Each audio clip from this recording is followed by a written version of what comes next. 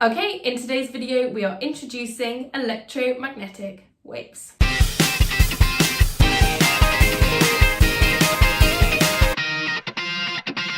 So, electromagnetic waves are waves that share the following features. They are transverse. That means that the direction of their vibrations are perpendicular to the direction of their travel. They are made up of oscillating electric and magnetic fields, hence the name electromagnetic waves. And they all travel at the same speed in a vacuum. And that speed is 3 × 10⁸ meters per second. To give you an idea of how fast that is, you could travel around the entire circumference of the Earth in 0.13 seconds. So, like all waves, they transfer energy from the source to the observer. For example, visible light rays travel all the way from the sun to the Earth. So what are the wavelengths of these electromagnetic waves? Well, they form a continuous spectrum and they can have wavelengths anywhere between 10⁴ meters long and 10⁻⁻15 meters long. That's a big spectrum.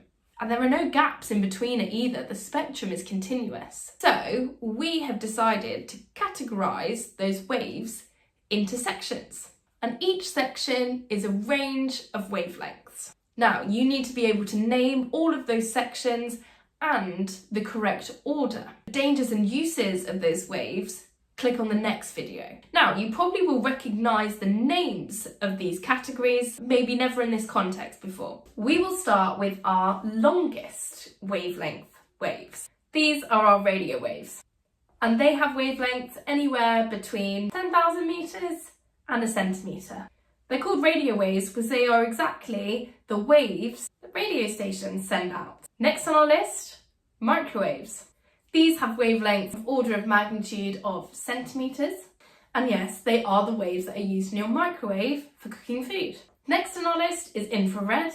These have wavelengths of roughly 10⁻⁵ meters.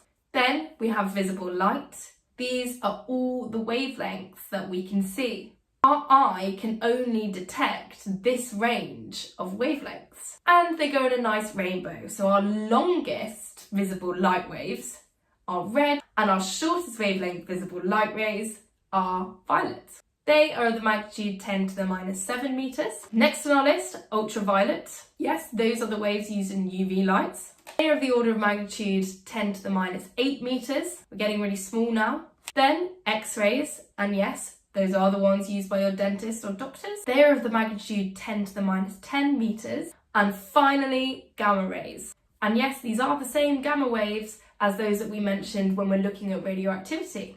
These have a really small wavelength around the magnitude of 10⁻⁻15 meters. There's our spectrum in all of its glory. You might want to come up with a mnemonic to help you remember all of the categories and the order. Now, from our stuff that we've done about waves, we should know this equation here. Wave speed equals frequency times wavelength.